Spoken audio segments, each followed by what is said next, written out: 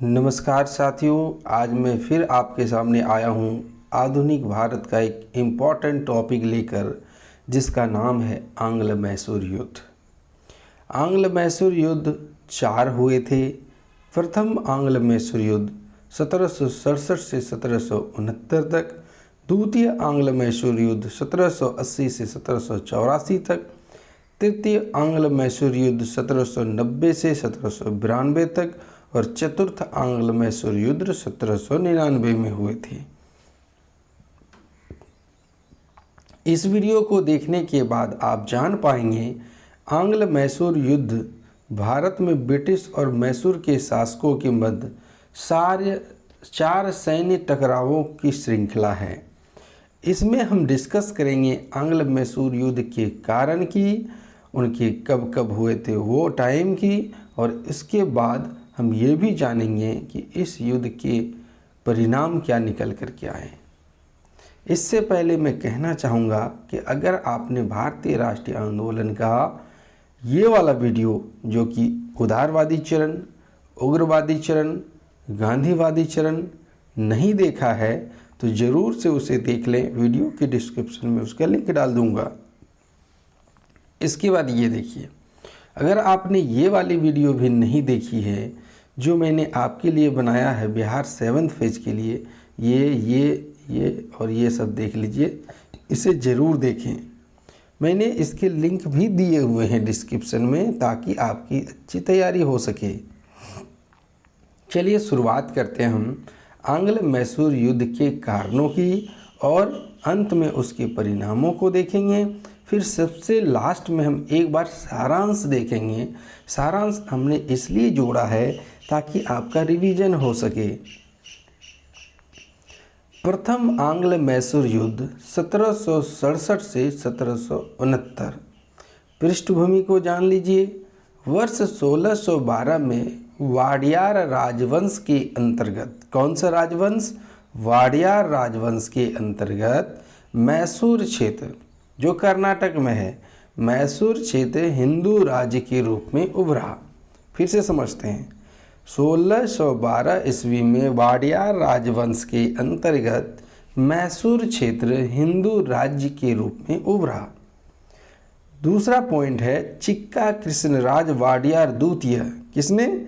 चिक्का कृष्णराज वाडियार द्वितीय ने वर्ष 1734 से 1766 तक शासन किया। हैदर अली, जो वाडियार वंश की सेना में एक सैनिक के रूप में नियुक्त था, अपने महान प्रशासनिक कौशल एवं सैन्य रणनीति के बल पर मैसूर का वास्तविक शासक बन गया। 18वीं शताब्दी के उत्तरार्ध में हैदर अली के नेतृत्व में मैसूर एक शक्तिशाली राज्य के रूप में उभरा। आपने क्या देखा? आपने देखा पृष्ठभूमि।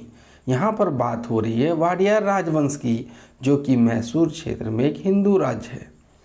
उसका एक राजा चिक्का कृष्णराज वाडियार द्वितीय, जो 34 से 66 तक शासन किया। कितने साल हो गए? तो 32 साल उन्होंने शासन किया। और उसी की सेना में हैदर अली नाम का एक सैनिक भी रहता था, जो महान प्रशासनिक कौशल जानता था और सैन्य रणनीति जानता था। और इसका परिणाम यह निकल के आया कि वही जो सैनिक था वो शासक बन बैठा। और जब वो शासक बना तो 18वीं सदी में मैसूर शक्तिशाली राज्य बन गया। ये बात है। अब हमने प्रथम आंग्ल मैसूर युद्ध की क्या देखा? हमने देखा पृष्ठभूमि। उसी में हम थोड़ा सा और आगे बढ़ते हैं। मालाबार तट। तो सबसे पहले आपको जानना होगा कि मालाबार तट कहाँ पर है। हमने पिछली वीडियो में कार्नेटिक युद्ध के बारे में बताया। तो जो तमिलनाडु का इलाका है वो किस में आता है? मालाबार तट में। तो चलिए ज़रा इस मैप को देखिए। यहाँ देखिए, ये देखिए, ये वाला जो इलाका है जिसको हम लोग कार्नेटिक भी कहते हैं, और यही वाला इलाका मालाबार तट है। और ये जो आप देख रहे हैं आगे, ये उत्तरी सरकार है। ठीक है, जिसको नॉर्दर्न सरकार भी कहते हैं। और यहाँ पर ये आपका केरल का जो इलाका है वो, और ये केरल है और ये कर्नाटक आप देख रहे हैं, ये कोंकण तट कहलाता है। ठीक है, चलिए आगे बढ़ते हैं। मालाबार तट के समृद्ध व्यापार पर हैदर अली के नियंत्रण तथा साथ ही साथ मैसूर की फ्रांसीसियों से निकटता। देखिए, अब ये युद्ध के पृष्ठभूमि बनने लगी। कैसे बनने लगी कि मालाबार तट पर यानी उत्तरी सरकार के नीचे हैदर अली का नियंत्रण हो गया। अब और क्या हुआ कि फ्रांसीसियों से अंग्रेज़ों की निकटता बढ़ी। देखिए, मैं आपको एक और बात बता देता हूँ कि क्यों ऐसा हुआ। तो जब वास्को डी गामा यहाँ पर आया था तो फ्रांसीसी कहाँ आए थे? इंडोनेशिया के पास, या इधर इंडोनेशिया, मैं यहाँ नहीं दिखा पा रहा हूँ। तो इन्होंने क्या किया, ये जो श्रीलंका को कवर करते हुए यहाँ से इधर आना शुरू किया। ये फ्रांसीसी आए थे इस तरह, और जबकि पुर्तगाली आए थे इस तरह। तो जब इस तरह आए ना, तो यहाँ देखिए कार्नेटिक वाला इलाका है, ये मालाबार तट है, और इस तट पर किसका? हैदराबाद देखिए यहाँ पर है ना। तो यहाँ पर थे हैदर अली, और इसकी दोस्ती बढ़ गई किसके साथ? तो फ्रांसीसियों के साथ बढ़ गई इसकी दोस्ती, जो कि अंग्रेज़ों को खटकने लगी। तो अंग्रेज क्या हो गए? अपने राजनीतिक हित को देखने लगे और वाणिज्यिक हित को देखने लगे। वो सोचने लगे कि अगर फ्रांसीसियों का दबदबा बढ़ गया और उसमें एक इम्पॉर्टेंट शासक हैदर अली सपोर्ट कर दे, तो अंग्रेज़ों का भविष्य, जो कि राजनीतिक और वाणिज्यिक हित की बात कर रहा हूँ, वो खतरे में आ जाएगा और मद्रास उसके नियंत्रण से बाहर निकल जाएगा। तो मद्रास कहाँ पर है? तमिलनाडु में है मद्रास, जिसे हम चेन्नई के नाम से जानते हैं। फिर से आप समझिए घटनाक्रम को। अंग्रेज डर गए, उन्हें खतरा लगने लगा कि हैदर अली फ्रांसीसियों का साथ दे रहे हैं, और अगर दोनों मिलकर पावरफुल हो गए तो हमारा स्थिति भारत से ख़त्म हो जाएगा। इसके अस्तित्व पर खतरा मंडराने लगा। बंगाल के नवाब के साथ बक्सर के युद्ध में अपनी संधि के बाद अंग्रेज़ों ने हैदराबाद निजाम के साथ एक संधि पर हस्ताक्षर किए। सुजाउद्दौला, मीर कासिम, शाह आलम द्वितीय।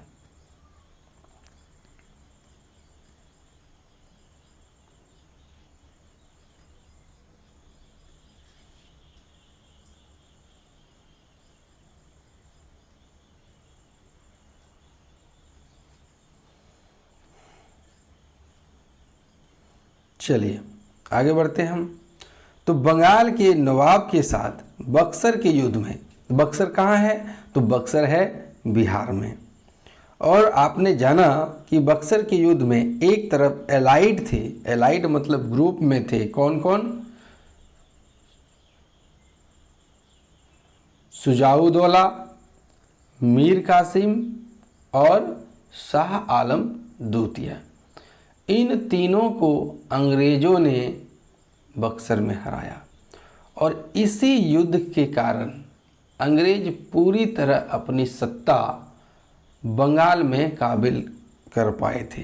अपनी सत्ता को स्थापित करने में बक्सर का युद्ध बहुत ही इम्पोर्टेंट था, और उस समय मीर कासिम ने अपनी राजधानी मुर्शिदाबाद से मुंगेर स्थानांतरित कर ली थी।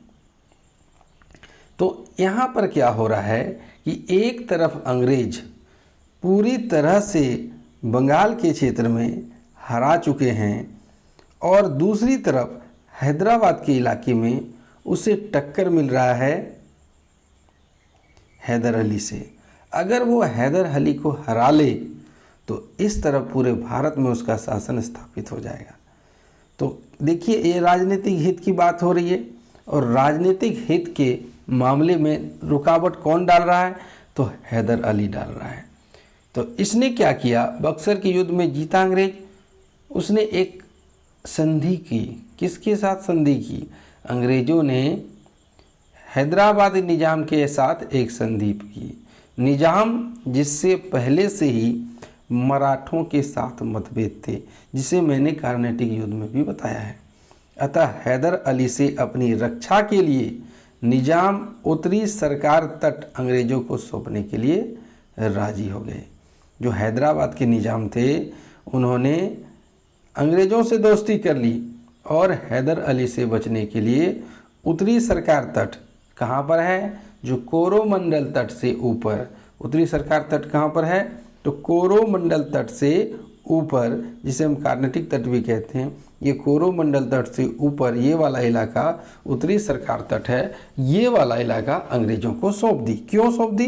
क्योंकि हमें हैदर अली से बचना है। ये किसने किया? ये किया हैदराबाद के निजामों ने।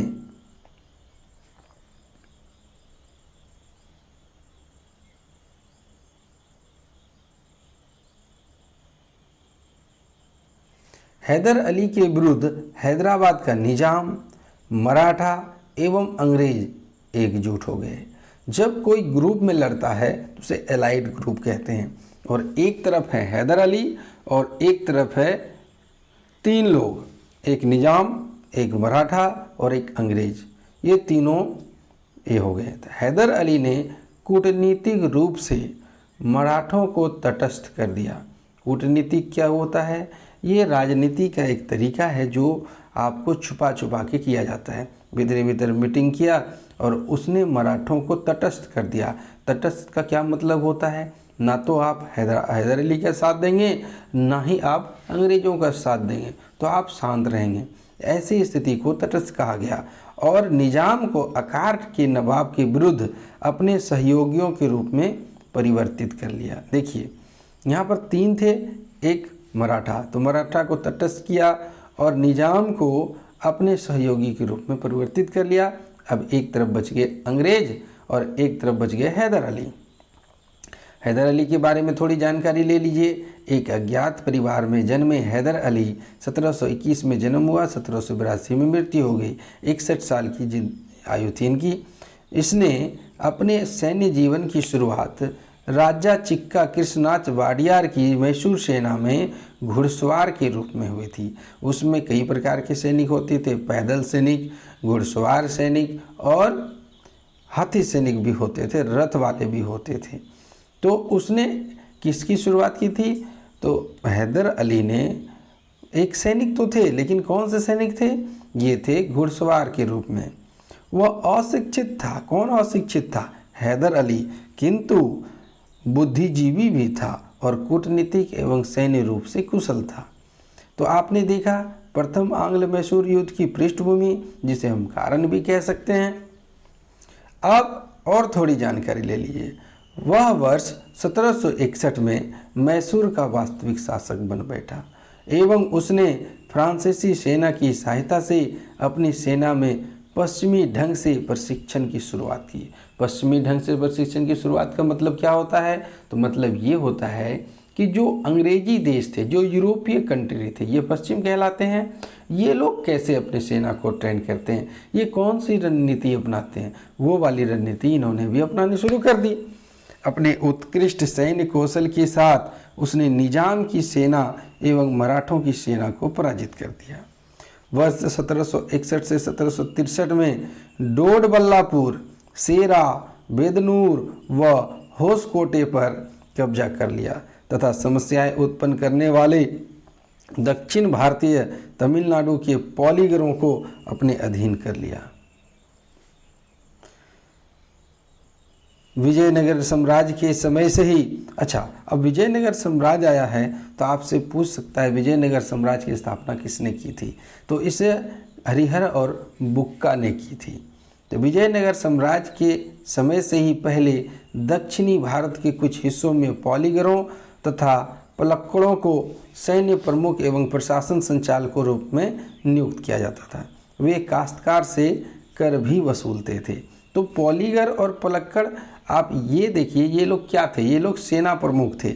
ये क्या बोलते हैं, ये सेनापति नहीं होता है, उसी टाइप के ये होते थे। और इनका काम था कि प्रशासन का संचालन करना, साथ ही साथ जो जमींदार बोलते काश्तकार थे, काश्तकार मतलब ज़मीन के मालिक, जैसे किसान हो सकता है, उनसे टैक्स भी वसूलते थे। किस प्रकार का टैक्स? तो सेना को संचालन करने के लिए टैक्स, और जो कि अकबर के समय में भी हुआ करता था। अपनी पराजय से उभरते हुए माधवराव के अधीन मराठों ने मैसूर पर आक्रमण कर दिया। यानी मराठे जब हैदर अली से हार गए थे तो उन्होंने बदला लेने के लिए माधवराव को हेड बनाया, और माधवराव ने अपनी शक्ति जमा की और आक्रमण कर दिया। किस पर? तो आक्रमण कर दिया हैदर अली पर। 1764 में आक्रमण किया, नहीं जीत पाए। 1766 में किया और 1771 में हैदर अली को पराजित कर दिया। देखिए, 2 युद्ध में तो जीत नहीं पाए थे, लेकिन 71 वाले में हैदर अली को पराजित कर दिया। शांति स्थापित करने के लिए हैदर अली को उन्हें बड़ी रकम चुकानी पड़ी। किसको बड़ी रकम चुकानी पड़ी? तो माधवराव, जो मराठा का नेता था, मराठा के पेशवा थे, उन्हें चुकानी पड़ी। लेकिन 1772 में माधवराव की मृत्यु हो गई, और मृत्यु के बाद हैदर अली ने 1774 से 1766 के दौरान कई बार मराठों पर आक्रमण किए और नए क्षेत्रों पर कब्जा करने के साथ साथ उसके द्वारा हारे गए सभी क्षेत्रों को पुनः वापस कर लिया। फिर से घटनाक्रम को समझिए। एक बार हैदर अली ने मराठों को हराया, और जब मराठे हारे तो फिर से मराठों ने अपनी शक्ति जमा की और हैदर अली को हराया, और जब हैदर अली हारे तो उसके दौरान मराठे के जो माधवराव थे उनकी मृत्यु हो गई। और जब मुख्य नेता की मृत्यु हो जाती है, मुख्य लीडर की मृत्यु हो जाती है, तो दुश्मन सिर उठाने लगते हैं, और यही मौका मिल गया हैदर अली को। उन्होंने कई बार आक्रमण कर अपने हारे गए राज्यों को वापस कर लिया और नए राज्य भी जीत लिए। युद्ध का परिणाम क्या निकल के आया? कौन सा युद्ध? तो प्रथम आंग्ल मैसूर युद्ध। यहाँ पर आप थोड़ा सा ध्यान देंगे, बदलाव करेंगे। यहाँ पर होगा प्रथम, ठीक है, यहाँ पर होगा प्रथम आंग्ल। तो युद्ध का परिणाम, तो पहली बात तो देख लीजिए, कोई भी युद्ध होता है उसके परिणाम अच्छे होते ही नहीं है। अगर देखा जाए सामाजिक तौर पर और दैहिक तौर पर देखा जाए तो बहुत ज़्यादा जनमान की हानि होती है।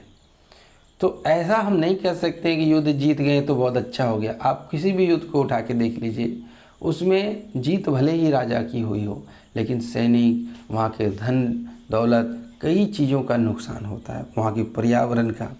तो ये युद्ध तो पहली बात एक लंबा चला है, तो इसका कोई परिणाम जल्दी सामने आया नहीं, क्योंकि बार बार लड़ते रहते थे। तो क्या परिणाम सामने निकल कर के आएगा? हैदर अली ने अपनी रणनीति में परिवर्तन किया और अचानक मद्रास पर आक्रमण कर दिया। अब ये देखिए, अभी पहले किस पर जीता था? तो इन्होंने मराठों पर जीता था, कोई परिणाम नहीं निकल आया। तो जब इन्होंने मद्रास पर आक्रमण किया ना, तब परिणाम निकल के आया। मद्रास में अव्यवस्था हो गई और दहशत फैल गया, क्योंकि हैदर अली थे ही ऐसे, गजब का लड़ाके थे और भयंकर मारकाट मचाते थे। तो अंग्रेज सोचे भी नहीं थे कि वो हमारे ऊपर आक्रमण करेंगे। तो वहाँ कहाँ फैल गई अव्यवस्था? मद्रास में, और वहाँ दहशत भी फैल गई। इसकी वजह से अंग्रेज हैदर के साथ 4 अप्रैल 1769 को मद्रास की संधि करने के लिए विवश हो गए। कौन विवश हो गए? अंग्रेज हो गए। किसके साथ? हैदर अली के साथ। और कब? तो 4 अप्रैल 1769 को। कहाँ की संधि? मद्रास की संधि। किसके बीच हुई? तो हैदर अली और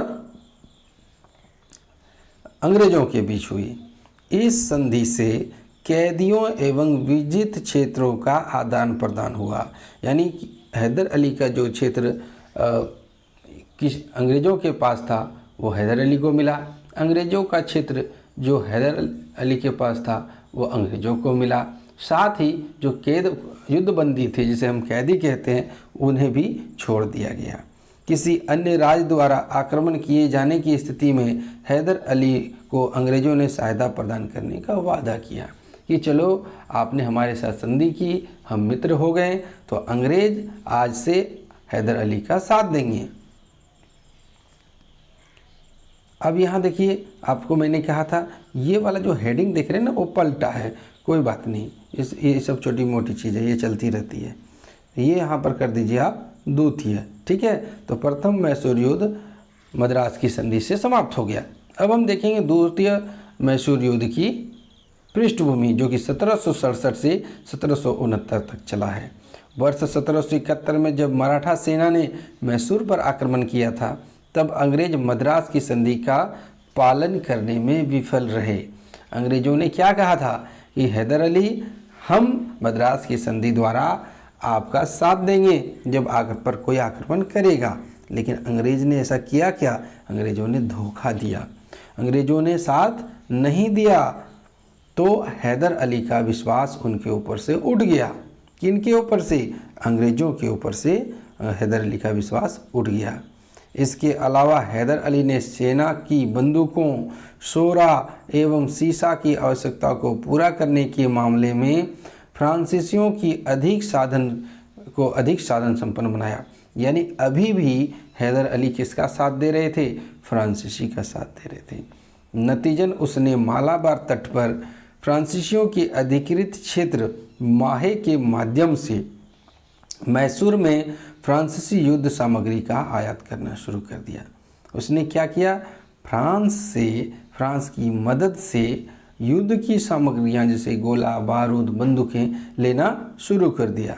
दोनों के बढ़ते संबंधों ने अंग्रेजों की चिंता बढ़ाई। प्रथम युद्ध पर भी आप ध्यान दीजिए, अंग्रेजों को चिंता ने ही युद्ध की ओर धकेल दिया था, और दूसरे में भी फ्रांसीसियों की करीबी फिर अंग्रेजों की चिंता का कारण बढ़ी।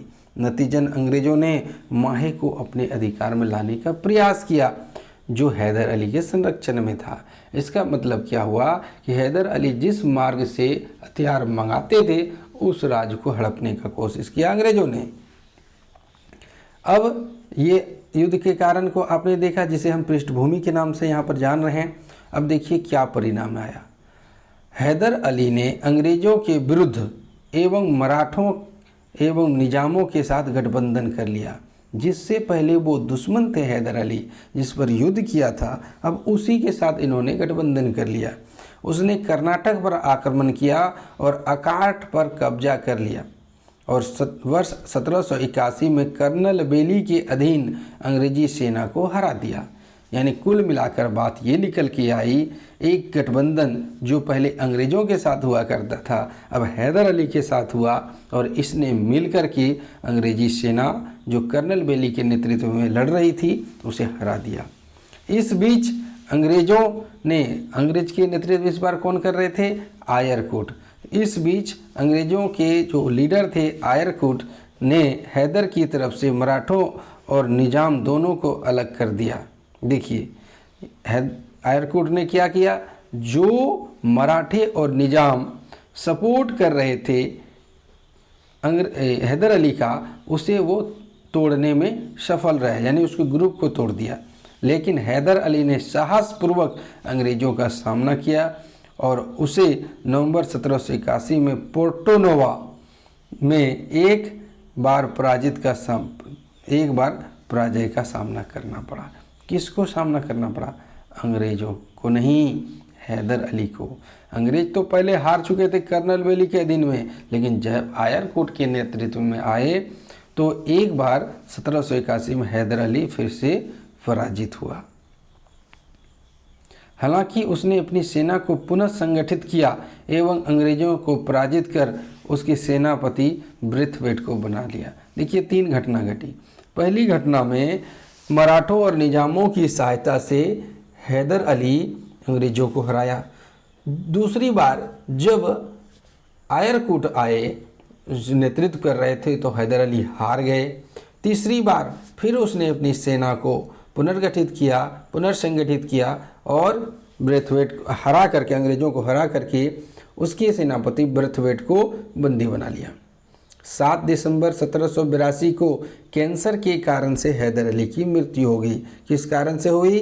तो कैंसर से हुई। उसके पुत्र टीपू सुल्तान ने बिना किसी सकारात्मक परिणाम के 1 वर्ष तक युद्ध जारी रखा। यानी वो भी युद्ध लड़ता रहा। कौन? हैदर अली का पुत्र टीपू सुल्तान लड़ता रहा, लड़ता कुछ नहीं में हाथ लगा। न अंग्रेजों को कुछ हाथ लगा, न ही टीपू सुल्तान को। जैसे अभी यूक्रेन की युद्ध की बात करें हम, युद्ध चल रहा है, कोई परिणाम निकल के नहीं आया। 1.5-2 साल होने वाला है। यह एक अनिर्णायक युद्ध था जिससे तंग आकर दोनों पक्षों ने शांति का विकल्प चुना और मंगलोर की संधि हुई। पहला युद्ध में मद्रास की संधि हुई, दूसरा युद्ध में मंगलोर की संधि हुई। और कब हुई? तब मार्च 1784 में हुई। इसके तहत दोनों पक्षों ने एक दूसरे के जीते हुए क्षेत्रों को वापस लौटा दिया। दरअसल क्यों हुआ ऐसा? क्योंकि युद्ध लंबा खिंचता जा रहा था। न टीपू सुल्तान हारने को तैयार थे, न अंग्रेज हारने को तैयार थे, तो इसलिए उन्होंने संधि कर ली। अब हम देखेंगे टीपू सुल्तान के बारे में थोड़ा सा। तो टीपू सुल्तान का जन्म नवंबर 1750 में हुआ। वह हैदर अली का पुत्र था एवं महान योद्धा था जिसे मैसूर टाइगर के नाम से भी जाना जाता है। वह उच्च शिक्षित यानी ज़्यादा पढ़ा लिखा था, अरबी भाषा जानता था, फारसी जानता था, कन्नड़ जानता था और उर्दू में भी पारंगत था। टीपू ने अपने पिता हैदर अली की तरह एक कुशल सैन्य बल के उत्थान एवं रख रखाव पर ध्यान दिया। एक बात और बता दे, टीपू सुल्तान ने फ्रांसीसियों की मदद से वुड स्टील की फैक्ट्री बनाई थी। वुड स्टील का मतलब होता है ऐसी स्टील जो लोहे को भी काट सके। इसके लिए उन्होंने क्या करवाया? तो लोहे में कार्बन को मिलाना शुरू किया और इसकी वजह से तलवारें इतनी मजबूत हो गई कि कवच को आसानी से काट सकते थे। टीपू सुल्तान ने कारखाने लगवाए, फ्रांसीसियों की मदद से बंदूक की फैक्ट्रियां लगवाई, तोप का लगवाया। तो टीपू सुल्तान ने अपने पिता हैदर अली की तरह एक कुशल सैन्य बल के उत्थान और रखरखाव पर ध्यान दिया। फारसी वर्ड्स ऑफ कमांड के साथ उसने यूरोपीय मॉडल पर अपनी सेना का गठन किया। यूरोपीय मॉडल पर हालांकि उसने अपने सैनिकों को प्रशिक्षित करने के लिए फ्रांसीसी अधिकारियों की सहायता ली, लेकिन उसने उन्हें एक हित समूह के रूप में विकसित होने नहीं दिया। यानी सपोर्ट लिया फ्रांसीसियों का, लेकिन अपनी सेना को फ्रांसीसियों के हित के लिए नहीं बनने दिया। टीपू नौसेना के बल के महत्व के बारे में भली भांति जानता था, यानी नौसेना का क्या महत्व है वो भली भांति जानता था। वर्ष 1796 में उसने एक नौवाहन बोट का निर्माण किया एवं 22 युद्धपोतों एवं 20 लड़ाकू जहाज़ों के बेड़े के निर्माण की योजना बनाई। उसने मंगलोर, वाजिदाबाद और मौलिदाबाद में 3 डॉकयार्ड स्थापित किए। हालांकि उसकी ये योजनाएं फलीभूत नहीं हो पाई। उन्होंने कोशिश तो किया, भले ही सफल नहीं हुआ। वह विज्ञान एवं प्रौद्योगिकी का क्या मतलब? टेक्नोलॉजी का संरक्षक था, सपोर्टर था और उसे भारत में रॉकेट प्रौद्योगिकी के प्रणेता के रूप में जाना जाता है। किसे? टीपू सुल्तान को। उसने रॉकेट संचालन की व्याख्या करते हुए एक सैन्य पुस्तिका लिखी कि रॉकेट को कैसे लॉन्च किया जाए और रॉकेट को कैसे चलाया जाता है, उसका कंट्रोल किया जाता है। उसने एक किताब भी लिखी है। वह मैसूर राज्य में रेशम का उत्पादन का भी प्रणेता था। टीपू लोकतंत्र प्रेमी एवं एक महान कूटनीतिज्ञ था जिसने वर्ष 1797 में जैकोबियन क्लब की स्थापना के लिए श्रीरंगपट्टनम में फ्रांसीसी सैनिकों को समर्थन दिया था। टीपू स्वयं जैकोबियन क्लब का सदस्य बन गया और उसने स्वयं को नागरिक टीपू कहलवाया। देखिए, पहला ये व्यक्ति है जो जैकोबियन क्लब का भारतीय सदस्य था। ये आप इम्पोर्टेंट समझेंगे। उसने श्रीरंगपट्टनम में स्वतंत्रता का वृक्ष लगवाया। अब हम देखेंगे तृतीय आंग्ल मैसूर युद्ध जो 1790 से 1792 तक चला था। पृष्ठभूमि को जान लीजिए। मैंगलोर की संधि टीपू सुल्तान एवं अंग्रेजों के मध्य विवादों को हल करने के लिए पर्याप्त नहीं था। भले देखिए दोनों ने हार करके संधि कर ली थी, मैंगलोर की संधि, लेकिन ये संतुष्ट नहीं थे। दोनों ही दक्कन पर अपना राजनीतिक वर्चस्व स्थापित करने का लक्ष्य रखते थे। तृतीय आंग्ल मैसूर युद्ध तब शुरू हुआ जब टीपू ने अंग्रेजों के एक सहयोगी त्रावणकोर पर आक्रमण कर दिया। इस बार देखिए टीपू सुल्तान ने शुरुआत की और अंग्रेजों का जो सपोर्टर था त्रावणकोर वहां हमला कर दिया। त्रावणकोर ईस्ट इंडिया कंपनी के लिए काली मिर्च का एकमात्र स्रोत था। त्रावणकोर ने कोचीन राज्य में डचों से जलकोट्टल एवं कन्नानौर खरीदा था जो टीपू की एक जागीरदारी थी। उसने त्रावणकोर के कृत्य को अपने संप्रभु अधिकारों का उल्लंघन माना। तो क्या समझ में आया? समझ में ये आया कि त्रावणकोर ने कोचिन में कौन थे? तो कोचिन में थे पुर्तगाली और बाद में आए थे डच। तो डचों से जलकोट्टल और कन्नानौर खरीदा था। किसने? त्रावणकोर ने, जो पहले टीपू की एक जागीरदार। उसने त्रावणकोर के कृत्य को अपने लिए संप्रभु अधिकारों का उल्लंघन माना। किसने? टीपू सुल्तान ने। उसे लगा कि ये तो हमसे लेकर के अंग्रेजों को दे रहा है, ये तो दिक्कत है, यहाँ पर हमें कुछ करने की जरूरत है। युद्ध के परिणाम क्या हुए? अंग्रेजों ने त्रावणकोर का साथ दिया और मैसूर पर आक्रमण कर दिया। टीपू की बढ़ती शक्ति से ईर्ष्या रखने वाले निजाम एवं मराठा भी अंग्रेज से मिल गए। ये मराठों निजामों का अपना कुछ था कि नहीं, कभी टीपू से मिल जाते थे, कभी हैदर अली से, कभी अंग्रेजों से। वर्ष 1790 में टीपू सुल्तान ने जनरल मिडोज के नेतृत्व में ब्रिटिश सेना को हराया।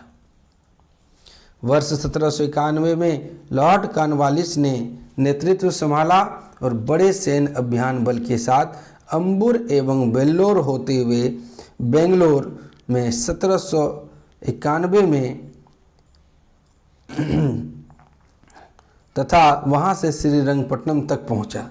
यानी कि अंग्रेज अब बड़ी सेना को लेकर के टीपू सुल्तान के इलाके वेल्लोर और बेंगलोर तथा फिर चलते चलते श्रीरंगपट्टनम तक पहुंच गया और अंत में मराठों एवं निजाम के समर्थन के साथ अंग्रेजों ने दूसरी बार श्रीरंगपट्टनम पर आक्रमण कर दिया। टीपू ने अंग्रेजों का डटकर सामना किया परंतु सफल ना हो सके। देखिए, ये कोई ज़रूरी नहीं कि अच्छा शासक है तो हर बार जीत जाए। अगर सेनापति अच्छी हो तो युद्ध का रुख भी बदल सकता है। तो यहाँ पर यही हुआ। लॉर्ड कॉर्नवालिस एक अच्छे सेनापति के रूप में निकले। देखिए, सेनापति लॉर्ड कॉर्नवालिस तो वायसराय थे, गवर्नर जनरल। तो इन्होंने क्या किया? कंट्रोल में रखा, एक रणनीति बनाई और अटैक किया। तो इस बार टीपू हार गए। टीपू ने अंग्रेजों का डटकर सामना किया परंतु सफल ना हो सके। वर्ष 1792 में श्रीरंगपट्टनम की संधि के साथ युद्ध समाप्त हो गया। इसके तहत मैसूर क्षेत्र का लगभग आधा हिस्सा ब्रिटिश निजाम और मराठों के गठबंधन द्वारा अधिग्रहित कर लिया गया। बारामहल, डिंडीगुल, मालाबार अंग्रेजों को मिल गए, जबकि मराठों को तुंगभद्रा मिला, उसकी सहायक नदियों के आसपास का क्षेत्र मिला। निजाम ने कृष्णा नदी से लेकर पेन्नौर से आगे तक का क्षेत्र अधिग्रहण किया। इसके अतिरिक्त टीपू ने 3 करोड़ रुपये, यहाँ पर हमें अंडरलाइन की ज़रूरत है, उस समय का 3 करोड़ रुपये क्षति के रूप में भी दिए। किसको दिए?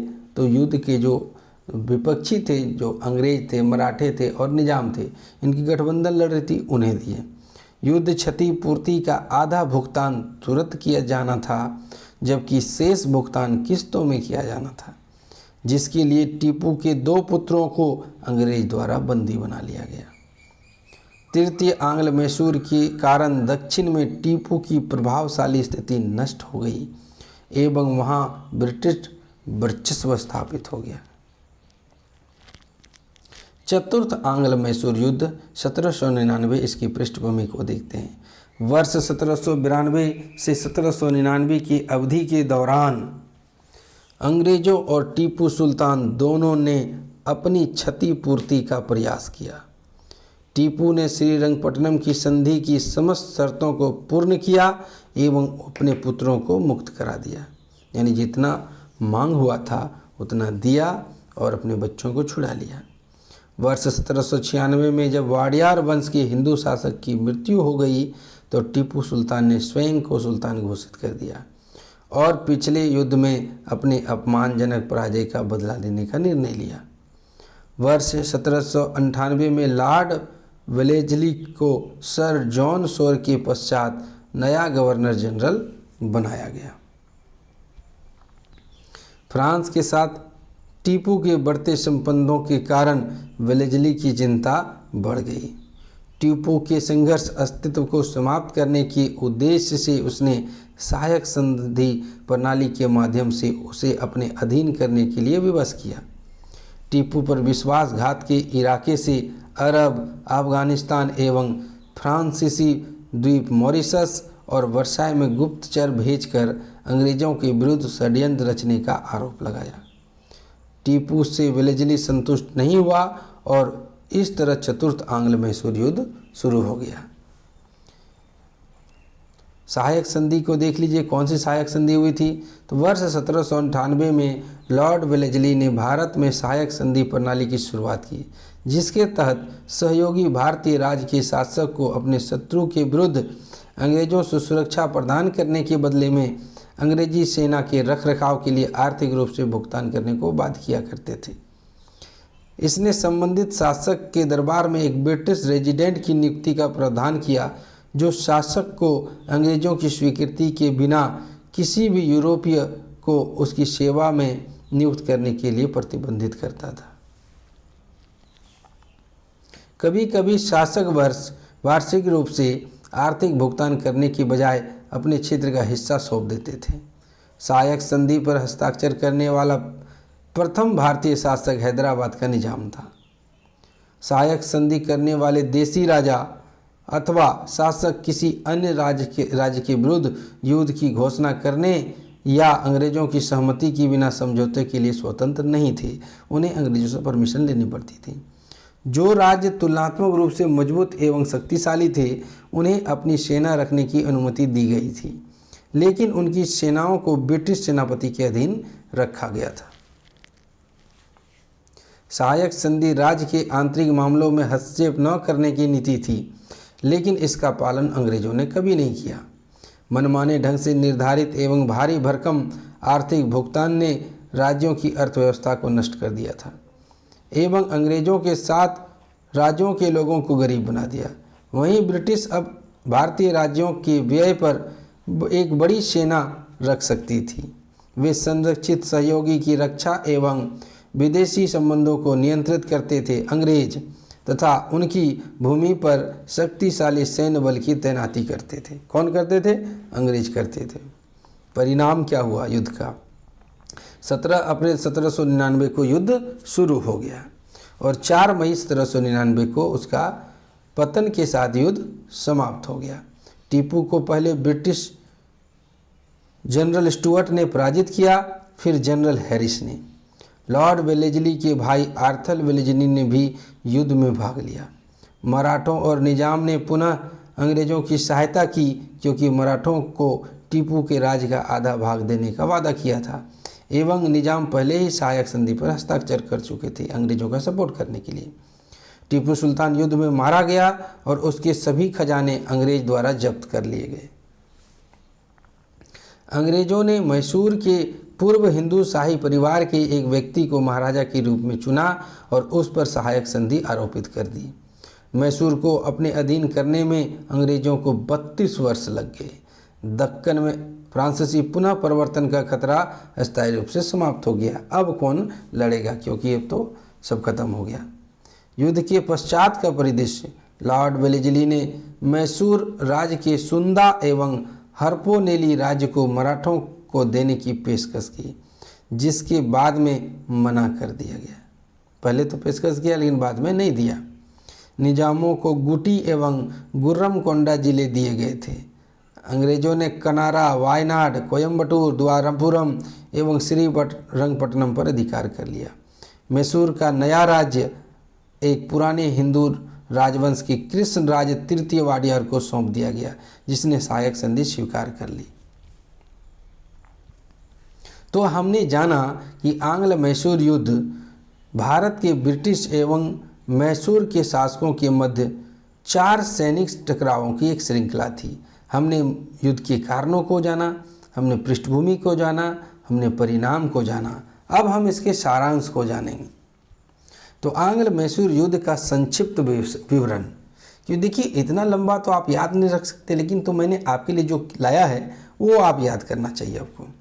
तो अब यहाँ देखिए कि अंग्रेजों द्वारा मैसूर के मामले में हस्तक्षेप के कई कारण थे। आखिर युद्ध की नौबत ही क्यों पड़ी, क्यों हस्तक्षेप कर रहे थे? पहला बात तो कि सर्वाधिक महत्वपूर्ण कारण था वाणिज्यिक यानी व्यापार, क्योंकि राजस्व के मामले में मैसूर एक धनी राज्य था। दूसरा, भौगोलिक स्थिति सुदूर देशों से व्यापार के लिए अत्यधिक लाभकारी थी, ऐसा जगह पर ही था कि जहां बिजनेस आसानी से हो सके। और तृतीय स्थिति, अंग्रेज मुख्यतः काली मिर्च और इलायची के बाजार पर एकाधिकार करना चाहते थे, जो कि मैसूर के पास था। मैसूर से मद्रास की संप्रभुता को भी खतरा था, क्योंकि ये फ्रांसीसियों का सपोर्ट कर रहे थे, यानी इसमें अंग्रेज को भी खतरा हो गया क्योंकि फ्रांसीसी की शक्ति बढ़ती जा रही थी। ईस्ट इंडिया कंपनी ने अपने व्यापारिक हितों की रक्षा के लिए प्रत्यक्ष रूप से हस्तक्षेप की नीति का अनुसरण किया। परिणामतः कंपनी और मैसूर के मध्य 4 युद्ध लड़े गए। तो देखिए, प्रथम आंग्ल मैसूर युद्ध का हम कारण और परिणाम आपको हेडलाइन के रूप में मेन पॉइंट सामने रख दिए हैं। कारण क्या था? अंग्रेजों की महत्वाकांक्षाएं, कर्नाटक के नवाब मोहम्मद अली और हैदर अली में शत्रुता, मालाबार के नायक सामंतों पर हैदर अली का नियंत्रण और हैदर अली का अंग्रेजों की मित्रता का प्रस्ताव न मानना। तो ये कारण थे प्रथम आंग्ल मैसूर युद्ध के। परिणाम हुआ मद्रास की संधि, Haider Ali East India Company अपने विजित क्षेत्र वापस लौटा दिए गए। दोनों पक्षों ने एक दूसरे पर कभी भी बाहरी शक्ति के आक्रमण के समय सहायता देने का वचन दिया। दूसरा देखिए, तो दूसरे का कारण था अंग्रेजों द्वारा संधि के शर्तों का पालन न करना, अंग्रेजों द्वारा माहे पर अधिकार करना, हैदर अली द्वारा त्रिकूट का निर्माण करना और हैदर अली के फ्रांसीसियों के साथ बढ़ते संबंध। परिणाम क्या निकला? मैंगलोर की संधि 1784 में हुई। इस संधि के तहत टीपू को मैसूर राज्य में अंग्रेजों के व्यापारिक अधिकार को मानना पड़ा और अंग्रेजों ने आश्वासन दिया कि मैसूर के साथ मित्रता बनाए रखेंगे और संकट के समय उसकी मदद करेंगे। तृतीय युद्ध की देखते हैं। तो मंगलोर की संधि का अस्थायित्व, मंगलोर की संधि टिकी नहीं। टीपू का फ्रांसीसियों से संबंध बढ़ता रहा। मराठों को टीपू के विरुद्ध उकसा दिया गया। निजाम के भेजे पत्र में कार्नवालिस द्वारा टीपू को मित्र सूची में शामिल नहीं किया गया। परिणाम श्रीरंगपट्टनम की संधि हुई 1792 में। इस संधि के अनुसार अंग्रेज अर्थात कार्नवालिस को टीपू सुल्तान द्वारा अपना आधा राज्य और 3 करोड़ रुपये जुर्माने में दिए जाने थे, आधे तुरंत और आधे किस्तों में। बदले में उसके बच्चे को लेकर के चले गए थे। चतुर्थ मैसूर युद्ध का कारण क्या था? टीपू सुल्तान का फ्रांसीसियों से संपर्क, भारत पर नेपोलियन के आक्रमण का खतरा, विलेजली का आक्रमण नीति और एक बदले की भावना। परिणाम, टीपू के राज्य का विभाजन हो गया, टीपू की मृत्यु हो गई और दक्षिण भारत पर अंग्रेजों का प्रभुत्व हो गया। विलेजली की प्रतिष्ठा में वृद्धि हुई। तो आपने देखा आंग्ल मैसूर युद्ध को। उम्मीद करता हूँ आपको बहुत अच्छा लगा होगा। अगर आप नए हैं तो अभी चैनल को तुरंत सब्सक्राइब कीजिए, बेल आइकन दबाइए और आप हमें वीडियो जो हम आपके लिए लाते हैं इतने महत्वपूर्ण मेहनत लगती है उसके लिए एक लाइक कीजिए। किसी भी प्रकार की क्वेरी हो तो आप हमें कमेंट कीजिए। मिलते हैं इसी तरह के अगले वीडियो में, तब तक के लिए धन्यवाद।